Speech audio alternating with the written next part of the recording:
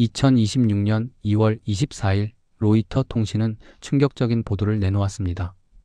이란이 중국으로부터 CM-302 초음속 대함 순항 미사일을 구매하기로 협의를 마쳤다는 내용이었습니다.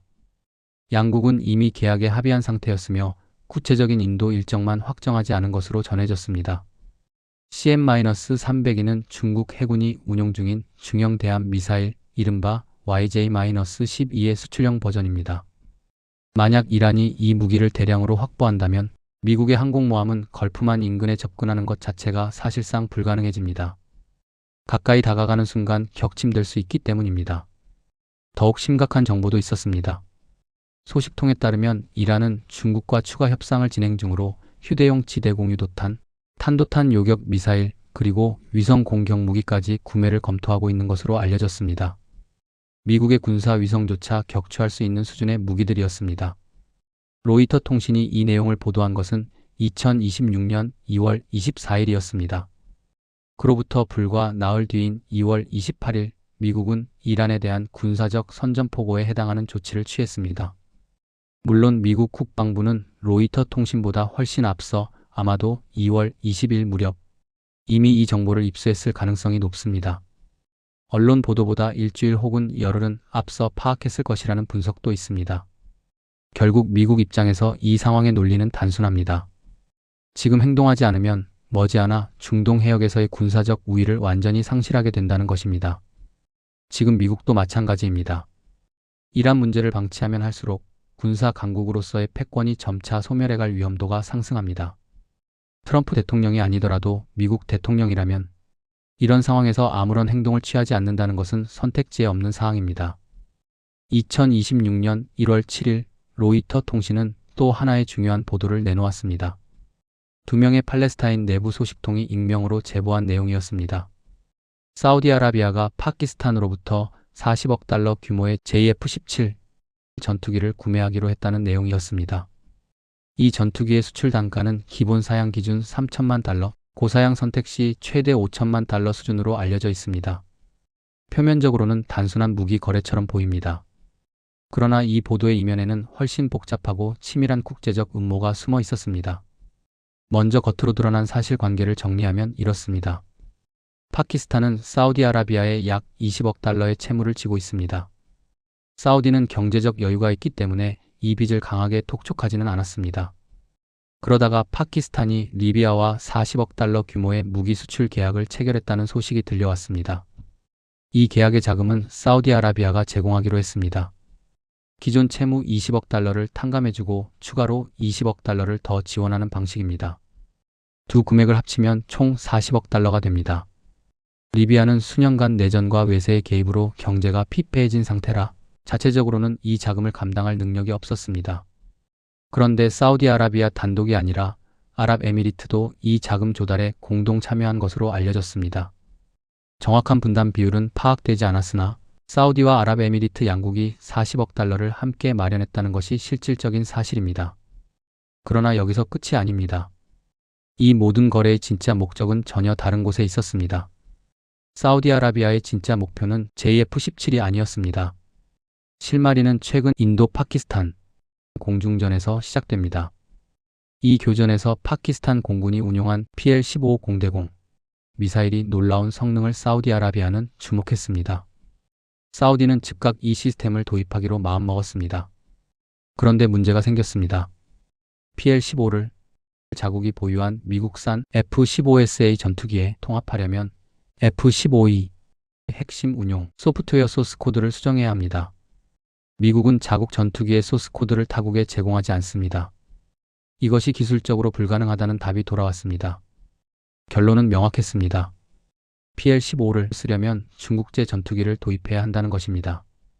JF-17이든 J-10C든 J-22든 발사 플랫폼에 해당하는 전투기가 중국제여야만 중국제 미사일 시스템과 통합이 가능합니다.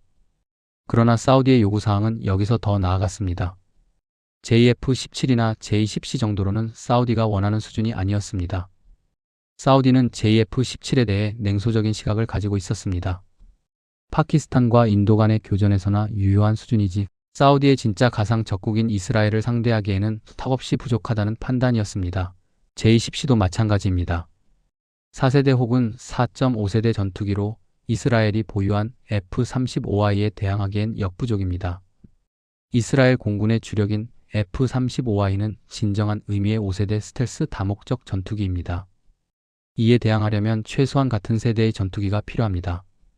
사우디가 최종적으로 원한 것은 바로 중국의 5세대 스텔스 전투기 J-35E였습니다. 그리고 여기에 PL-17 초장거리, 공대공 미사일까지 탑재한다면 이스라엘의 F-35I와도 충분히 맞설 수 있다는 계산이었습니다. 2024년 시진핑 국가주석이 사우디아라비아를 방문했을 당시 무함마드 빈 살만 왕세자와의 회담에서 다양한 의제가 논의되었습니다. 석유의 위안화 결제, 경제 협력 등이 공식 의제였지만 비공개 협의에서는 이 군사 협력의 큰 그림도 함께 그려졌습니다. 중국 역시 이미 2024년 말 무렵 국가 전략으로 세계 최대 무기 수출국이 되겠다는 목표를 공식화한 상태였습니다. 향후 20년에서 30년 안에 이를 실현하겠다는 방침입니다. 재력 있는 구매자로서 사우디아라비아는 중국에게도 매력적인 파트너였습니다. 그러나 중국이 사우디아라비아의 J-35E를 직접 판매하는 것은 외교적으로 매우 민감한 문제입니다. 사우디아라비아 역시 공개적으로 중국산 5세대 전투기를 구입했다고 밝히는 것을 원하지 않습니다. 미국과의 관계, 그리고 이스라엘과의 외교적 균형을 고려하면 더욱 그렇습니다. 아랍에미리트도 마찬가지입니다. 이 문제를 해결하기 위해 고안된 것이 바로 파키스탄을 통한 우회 경로입니다. 전체 거래 구도는 다음과 같이 설계되었습니다. 일단 파키스탄이 전면에 나서서 중국으로부터 J-35E를 공식 구매합니다. 자금은 사우디아라비아와 아랍에미리트가 공동으로 부담합니다. 표면적으로는 파키스탄이 자국 공군 전력 강화 목적으로 구입한 것입니다. 구매 계약에 따라 파키스탄 공군 조종사들이 중국에 파견되어 J-35E 훈련을 받습니다. 나중에 사우디아라비아와 파키스탄은 합동군사훈련 또는 군사협력 명목으로 연합훈련을 기획하여 양국이 서로의 공군 기지를 개방하는 형식입니다. 그 과정에서 파키스탄 공군은 J-35E를 비행하여 사우디아라비아의 공군 기지에 착륙합니다. 군사훈련이 끝난 뒤 전투기와 파키스탄 조종사 모두 사우디아라비아에 남아 사우디아라비아 군대에서 계속 복무합니다. 이 거래 구조의 핵심적인 장점은 책임의 분산입니다. 만약 이스라엘과의 군사적 충돌이 발생할 경우 교전에 나서는 것은 파키스탄 조종사가 탑승한 파키스탄 명의의 전투기입니다. 법적 외교적 책임은 파키스탄에 귀속됩니다. 사우디아라비아와 아랍에미리트는 직접적인 분쟁 당사자로 드러나지 않아도 됩니다. 사우디아라비아와 파키스탄 사이에는 상호 안보 협력 조약이 존재합니다. 이 조약에 따라 파키스탄은 사우디아라비아의 방위를 지원할 의무를 집니다. 이는 단순한 용병 고용이 아니라 조약에 근거한 협력의 형식을 갖추게 됩니다. 형식상 파키스탄이 우방국의 영토를 방해하는 것이므로 국제법적으로도 일정한 명분이 생깁니다. 이스라엘 입장에서도 파키스탄과의 전면전을 선택하기는 쉽지 않습니다. 파키스탄은 핵보유국이며 그 뒤에는 중국이 있습니다. 중국과의 갈등을 감수하면서까지 파키스탄 본토를 공격하는 것은 지나친 위험 부담을 초래합니다. 아랍에미리트가 이 비용 분담에 참여한 이유도 여기에 있습니다. 사우디아라비아뿐만 아니라 이스라엘의 위협에 노출된 아랍에미리트 역시 이 방위 우산 아래 들어오기 위해 공동 출자를 결정한 것입니다. J-35E가 사우디 기지에 배치된 이후 이스라엘이 아랍에미리트를 공격할 경우에도 이 전력이 출격하여 대응하게 됩니다.